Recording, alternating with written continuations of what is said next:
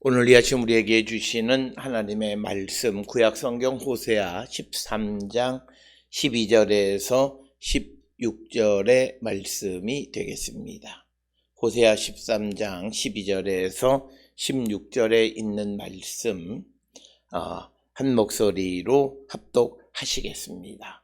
에브라임의 불의가 봉합되었고 그 죄가 저장되었나니 해산하는 여인의 어려움이 그에게 임하리라.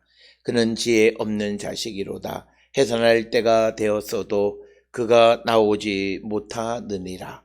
내가 그들을 수월의 권세에서 속량하며 사망에서 구속하리니 사망아 내 재앙이 어디 있느냐. 수월아 내 멸망이 어디 있느냐. 네 짐이 내 눈 앞에서 숨으리라. 그가 비록 형제 중에서 결실하나 동풍이 오리니 곧 광야에서 일어나는 여호와의 바람이라. 그의 근원이 마르며 그의 샘이 마르고 그 쌓아둔 바 모든 보배의 그릇이 약탈되리로다.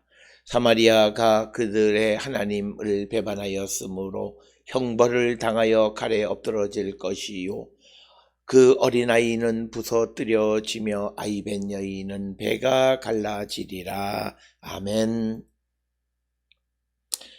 오늘 우리가 함께 읽은 호세 13장 12절로부터 12절에 16절에 있는 말씀은 이제 하나님을 배반한 이스라엘의 멸망에 관한 그런 말씀이 오늘 우리에게 주시는 말씀이 되겠습니다. 특별히 오늘 주시는 말씀의 마지막 이 클라이맥스는 결국은 사마리아가 그들의 하나님을 배반하였으므로 형벌을 당하여 칼에 엎드러질 것이다 라고 하는 것. 그러면서 그 어린아이는 부서뜨려지고 또 아이벤 여인은 배가 갈라지게 될 것이다 라고 하는 것입니다. 이처럼 이스라엘 사마리아가 멸망하는 것은 우리가 지난 시간에 보았던 호세아 13장 9절에서 보는 것처럼 이스라엘을 도와주시던 여호와께 대적하기 때문에 이제 하나님께서 그들을 심판하신다라고 하는 것입니다. 따라서 오늘 주시는 본문을 통해서 우리에게 강조하는 것은 우리가 이 땅을 살아갈 때에 하나님에게 우리가 그 배반하는 삶을 살아가는 자들이 되어서는 안 된다라고 하는 겁니다. 하나님을 배반한다라고 하는 것의 핵심은 하나님의 말씀을 듣지 아니하고 모든 일에 대해서 내가 원하는 대로 내 계획과 내 생각과 내 뜻대로 행하는 삶. 그래서 하나님께서 우리의 어떤 주권자가 되지 못하게 하는 삶. 그런 삶이 결국은 하나님을 배반하는 것이고 결국 그로 말미암아 그는 형벌을 당하여 칼에 엎드러질 것이다. 이렇게 말씀하고 있는 것이 오늘 우리에게 주시는 말씀이 되겠습니다. 특별히 오늘 주시는 본문의 말씀 12절에 보면 에브라임의 불의가 봉합되었고 그 죄가 저장되었나니 라고 하는 겁니다. 즉 오늘 주시는 이 본문의 말씀은 소위 에브라임의 죄가 기억되어졌다. 즉 이것은 욥기 14장 17절에 나오는 주는 내 허물을 주머니에 봉하시고 내 죄악을 싸매시나이다와 같은 맥락의 말씀이 되겠습니다. 즉 하나님께 회개하지 아니하는 죄가 기억되어진다라고 하는 것. 그래서 그것이 때가 되어지면 결국 하나님의 심판이 임하게 되어지는 그런 근거가 되어진다라고 하는 겁니다. 그래서 오늘 주시는 말에 불의가 봉합되었다라고 하는 말은 죄악을 기록한 책이 보관되어졌다라고 하는 것, 죄를 적은 문서를 모아두었다라고 하는 그런 말씀과도 같은 것이 오늘 주시는 12절의 말씀이 되겠습니다. 따라서 오늘 주시는 본문의 말씀에 에브라임의 불의, 즉 하나님을 배반한 것이 기억되어졌기 때문에 그들은 하나님의 심판을 받을 수밖에 없다. 즉 때가 되면 그들에게 재앙이 임하게 된다라고 하는 것이 오늘 주시는 본문의 말씀이 되겠고, 특별히 오늘 우리가 주시는 이 본문의 말씀을 통해서 우리의 죄가 하나님 앞에 기억되느냐 기억되지 않느냐 두 가지가 다 있어요. 첫 번째 오늘 주시는 본문에 에브라임의 불의가 봉함되었다라고 하는 것은 에브라임의 불의가 하나님 앞에 기록되어졌다라고 하는데, 우리가 보았듯이 호세아서에 등장하는 에브라임은 회개의 가능성이 없는 자들, 주께로 돌아오라고 해도 주님에게로 돌아가지 않는, 즉 오늘 주시는 본문의 에브라임의 불의의 핵심은 하나님 앞에 회개하지 않는 죄는 하나님께서 기억하셨다가 때가 되면 그것을 통해서 그 죄에 대한 벌을 내리신다라고 하는 것이 오늘 주시는 말씀입니다. 그렇기 때문에 우리가 하나님의 말씀을 통해서 우리의 죄가 드러나게 되는 것은 은혜다라고 하는 거죠.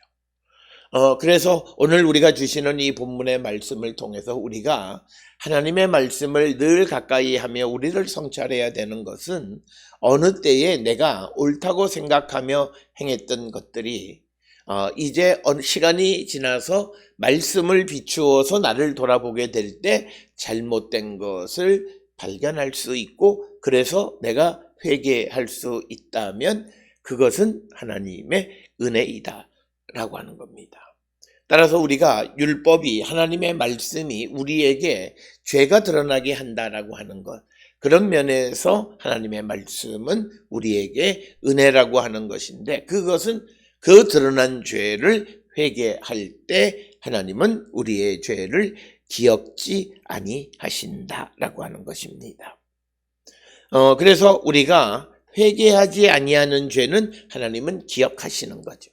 그래서 호세아 8장 13절이나 오늘 우리가 읽은 13장 12절에 보면 그 회개하지 않은 죄는 기억하셨다가 때가 되면 그것을 하나님이 심판하신다라고 하는 겁니다. 그러나 우리가 히브리서 8장 12절 등을 통해서 보면 우리가 회개하는 죄, 즉 하나님의 사함을 받은 죄는 다시는 기억하지 않으신다라고 하는 겁니다. 그러니까 내가 과거에 엄청난 죄인이었지만 그러나 그 죄를 회개하고 하나님이 사해 주셨다면 그 죄는 다시는 기억되지 않는다라고 하는 겁니다. 특별히 우리가 히브리서 8장 12절에 있는 말씀을 적용할 수 있는 사람은 아마도 사도 바울이 아닐까. 사도 바울은 예수를 영접하기 전에는 예수를 믿는 자들을 박해하는 일을 앞장서서 많은 사람의 생명을 빼앗았던 사람이지만, 그러나 그가 예수 그리스도 안에서 자기의 죄를 자복할 때 하나님은 그를 사하여 주시고 그가 행했던 것은 다시는 기억하지 않으신다. 따라서 우리가 바울의 행적을 통해서 보면 바울이 하나님의 은혜가 자기에게 어떻게 임했는가를 설명하는 과정 속에서 과거에 자기가 복음 밖에 있었을 때의 그런 불의한 일에 대해서 언급하는 것을 제외하고 다른 경우 그의 어떤 죄악된 것으로, 과거의 죄악으로 말미암아 그의 발목을 잡는 일은 거의 등장하지 않는다라고 하는 겁니다. 따라서 오늘 주시는 본문에서 우리에게 회개가 중요한 것은, 회개한 죄는 다시는 기억하지 않으시지만 그러나 회개하지 아니하는 죄는 하나님이 기억하셨다가 때가 되면 그것을 심판하신다. 그래서 우리는 하나님의 말씀을 통해서 우리를 성찰하면서 우리가 오랜 시간이 지난 다음에도 말씀을 통해서 기억나는 그런 죄가 있다면 그건 역시도 하나님께 우리가 회개하는 삶을 살아야 한다. 그렇기 때문에 말씀은 우리에게 하나님의 뜻을 깨닫게 해주시는 그런 좋은 기능이 있을 뿐만 아니라 우리가 우리 안에 있는 죄된 모습, 내가 발견하지 못했던 죄된 모습을 발견할 수 있도록 하는 그 역할이 바로 하나님의 말씀, 율법의 기능이다라고 하는 겁니다. 따라서 오늘 주시는 12절에서는 하나님께서 에브라임의 불의를 기록해 놓으시고 저장해 놓으시고 그래서 그 죄가 저장되었다라고 하는 거죠. 그래서 오늘 주시는 12절에서의 말씀은 우리가 하나님 앞에 범죄하는 것이 숨겨지는 것은 아무것도 없다. 그래서 오늘 주시는 13절에 보면 때가 이르면 즉 해산하는 여인의 어려움이 그에게 임하리라. 그는 지혜 없는 자식이로다. 해산할 때가 되었어도 그가 나오지 못하느니라. 그래서 오늘 주시는 13절에서는 결정적 날이 오면 태아가 자리를 잘못 잡고 있어서 어머니의 뱃속에서 빠져나오지 못하는 것과 같은 상황이 벌어진다라고 하는 것입니다. 그래서 해산하는 여인의 어려움이라고 하는 것은 멸망의 고통을 비유하는 것으로 이사야 13장 8절이나 또 데살로니가전서 5장 3절 등에서 멸망을 해산하는 여인의 고통으로 묘사하고 있습니다. 그래서 해산하는 여인의 어려움이 그에게 임한다라고 하는 말은 결국은 멸망이 그에게 임한다라고 하는 거죠. 누구에게 하나님의 멸망이 임하는가?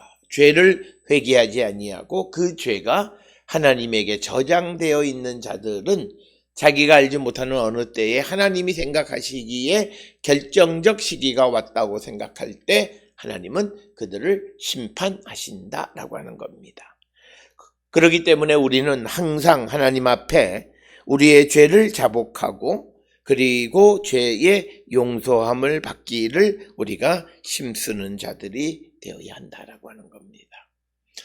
그래서 오늘 주시는 이 본문을 통해서 우리가 어떤 이들이 하나님 앞에 죄를 회개하지 아니하고 그 죄가 저장되어 있는 것, 그러나 그것은 자신도 알지 못하고 다른 사람도 알지 못하는 사이 속에서 어떤 때가 되어졌을 때 하나님은 그를 심판하신다. 그래서 그에게 멸망이 임하게 된다라고 하는 거죠.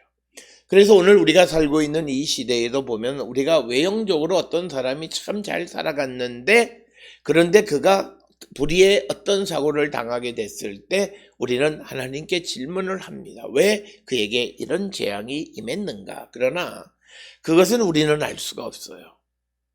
그 속에 어떤 죄가 하나님 앞에 어떤 죄를 그가 회개하지 않아서 그의 불의가 봉함되고 저장되어져서 그 때가 이르게 되어졌을 때 하나님이 결정적으로 그를 심판하셨는지 우리는 알 수 없다라고 하는 겁니다. 따라서 오늘 주시는 본문을 통해서 우리는 매일같이 하나님 앞에 회개하는 삶을 살아가야 되는 가장 큰 이유는 우리의 불의가 봉함되고 저장되어서는 안 된다라고 하는 거죠. 그래서 우리가 늘 하나님의 말씀을 통해서 우리가 그 모든 것들을 발견하고 회개에 합당한 열매를 맺는, 다시는 그런 죄악된 삶을 다시 살아가지 않는 그런 삶을 사는 자들이 되어야 한다라고 하는 것입니다. 그래서 오늘 주시는 본문에서 불의가 봉함되고 저장된 자들에게는 어떤 때가 이르게 되면 하나님의 심판이 그들에게 임하게 된다라고 하는 겁니다. 이어지는 14절에 있는 말씀은 매우 어려운 그런 본문의 말씀입니다. 이 말씀을 어떻게 해석할 것인가 라고 하는 것은 호세아 13장을 이해하는 데 있어서 매우 중요한 그런 부분이 되고, 그래서 이 본문을 하나님의 구원이라는 긍정적인 측면으로 이해할 수도 있지만 반대로 부정적으로도 이해할 수 있다라고 하는 겁니다. 먼저 오늘 주시는 14절에 내가 그들을 수월의 권세에서 속량하며 사망에서 구속하리니 사망아 내 재앙이 어디 있느냐, 수월아 내 멸망이 어디 있느냐, 네 침이 내 눈앞에서 스무리라 라고 하는 겁니다. 이 말씀은 우리가 잘 아는 것처럼 시편 30편 3절이나 고린도전서 15장 55절에서도 재인용되어진 그런 말씀이 되겠습니다. 그래서 오늘 주시는 이 본문 14절을 긍정적으로 이해하면 본문은 이스라엘의 구원을 언급하는 것으로서 호세아는 여호와가 그의 백성을 제거할 것이라고 하는 그런 사실을 믿지 못하는 겁니다. 그래서 오늘 주시는 본문은 긍정적으로 보면 이스라엘의 구원에 관한 거죠. 그래서 수월, 너의 사망아 너의 재앙이 어디 있고, 수월, 즉 사망과 수월은 같은 의미이죠. 죽음을 나타내는 거죠. 수월아 너의 멸망이 어디 있느냐, 네 이침이 내 눈앞에서 숨으리라 라고 하는 것입니다. 그래서 이것을 통해서 이 14절은 이스라엘의 구원에 관한 말씀이다 라고 이해할 수도 있지만, 그러나 오늘 주시는 이 14절을 부정적으로 이해하면 내가 수월의 손에서 그들을 구원할까? 내가 그들을 죽음으로부터 구원할까? 그러나 부정적인 대답은 그들의 회개가 희망이 없기 때문에 죽음과 수월의 재앙이 펼쳐지도록 여호와께서 명령을 하셨고 명령을 받았다라고 하는 겁니다. 그래서 오늘 주시는 이 14절은 우리가 본문을 정확하게 이해하기가 매우 어려운 측면이 있다라고 하는 겁니다. 그러나 이것을 이제 15절과 관계시켜서 보게 되면 15절에 등장하는 내용이 부정적인 것이기 때문에 14절도 부정적인 측면으로 이해해야 하지 않을까라고 생각하는 주석가들이 많이 있습니다. 그래서 15절에 보게 되면 부정적인 내용이에요. 그가 비록 형제 중에서 결실하나 동풍이 오리니 곧 광야에서 일어나는 여호와의 바람이라. 그의 근원이 마르며 그의 샘이 마르고 그 쌓아둔 바 모든 보배의 그릇이 약탈되리로다. 그러니까 15절에서는 이스라엘에 대한 하나님의 재앙을 설명하고 있는 것입니다. 그래서 오늘 주시는, 그렇게 되면 14절을 부정적인 관점에서 우리가 이해해서 그들에게, 에브라임에게, 이스라엘에게 하나님의 재앙이 임하는 것으로 이해할 수 있다라고 하는 겁니다.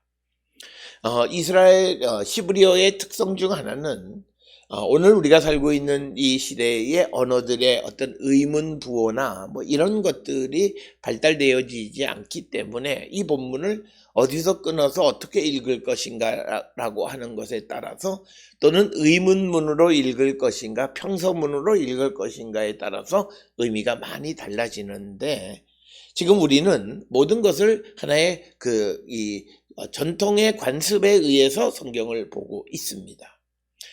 그렇지만 그것이 꼭 더 100% 맞다고 이해할 수는 없다. 오늘 우리가 살고 있는 이 시대의 언어학적인 접근들, 즉 히브리어에 대한 지식이 있는 자들이 많이 등장하고, 또 그런 관점에서 본문을 연구하다 보니까 이 한 본문이 긍정적으로도 읽힐 수 있고 부정적으로도 읽힐 수 있다라고 하는 겁니다. 오늘 우리가 살고 있는 많은 이 성경을 보는 전통은 종교개혁 이후에 어떤 개신교적인 특성이 있기는 하지만, 그러나 기본적인 골격은 유대인들의 구약성경, 특히 구약성경은 유대인들의 전통을 그대로 따르는 것이다 라고 하는 겁니다. 그래서 오늘 주시는 본문은 그들을 수월의 권세에서 속량하며 사망에서 구속하리니, 그럼 이스라엘의 어떤 구원에 관한 이야기인데, 뒤에 나오는 말, 사망아 내 재앙이 어디 있느냐, 수월아 내 멸망이 어디 있느냐. 그래서 하나님께서 이스라엘을 수월과 사망에서 구속하시고 구원하시기 때문에 사망과 수월이 그들에게 아무 영향을 끼치지 못한다라고 하는 겁니다. 그런데 뒤에 네 침이 내 눈앞에서 숨으리라. 그러니까 네 침이, 그러니까 회개라고 하는 것이 내 눈앞에서 숨으리라라고 하는 것의 의미가 무엇인가라고 하는 것, 그것을 우리가 정확하게 이해하기가 어렵기 때문에 긍정과 부정, 즉 이 네 침이 내 눈앞에서 숨으리라고 하는 것은 그 하나님이 이스라엘을 구원하실 수는 있는데 그들이 회개하지 않기 때문에 결국은 하나님께서 그들을 사망과 수월의 권세에서 속량하지 않으신다라고 하는 것이고, 그렇게 부정적으로 보게 되면 15절의 내용과 잘 연결이 되어진다라고 하는 거죠. 단지 14절을 긍정적으로 해석을 하게 되면 문제는 15절과 연결이 매끄럽지 않는 그런 문제가 있다라고 하는 것입니다. 그래서 이어지는 15절에서는 결국 하나님께서 동풍을 통해서 그 광야에서 동풍이라고 하는 여호와의 바람이 와서 근원을 마르게 하고 샘을 마르게 해서 쌓아둔 모든 보배 그릇이 약탈되게 하실 것이다. 그래서 여호와의 바람으로 루악 엘로힘이라고 하는 루악 아도라이라고 하는 것은 우리가 글자 그대로 여호와의 바람이라고 번역을 했지만 의미는 강한 바람이 분다라고 하는 겁니다. 그래서 그 강한 바람은 결국은 파괴하는 그런 힘이 있는 그런 바람을 불게 하실 것이다. 그래서 이스라엘의 에브라임의 멸망을 예견하는 그런 말씀이 되겠습니다. 그래서 이제 마지막 16절에 사마리아가 그들의 하나님을 배반하였으므로 형벌을 당하여 칼에 엎드러질 것이요 어린아이는 부서뜨려지며 아이벤 여인은 배가 갈라지리라.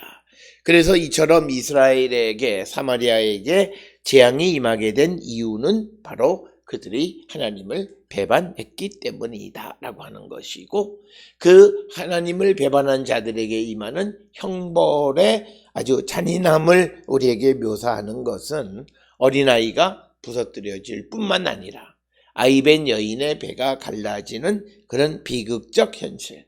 그래서 오늘 우리가 살고 있는 이 시대에 우리가 하나님 앞에 범죄하게 되어질 때 우리가 겪는 여러 가지 어려움 중 하나, 즉 하나님은 우리의 도움자가 되시는 것이 아니라 우리의 심판자가 되신다. 그래서 우리가 하나님은 나를 도우시는 분, 나를 사랑하시는 분을 앵무새처럼 습관적으로 우리가 그 입으로 읊조리는 것으로가 아니라 우리의 삶이 매일같이 성령 안에서 하나님의 말씀의 인도함을 따라 살지 아니하면 나를 돕던 나의 도움자이셨던 여호와께서 나의 심판자가 되신다라고 하는 이 사실을 우리가 꼭 기억을 하셔서 오늘도 우리가 하나님의 말씀과 성령 안에 살아가기를 결단하고 성령의 충만한 가운데 율법의 요구, 하나님의 말씀의 요구를 이루며 살아가기를 결단하는 우리 모든 성도들이 되어서 하나님의 복의 백성들이 다 될 수 있기를 주의 이름으로 축원합니다.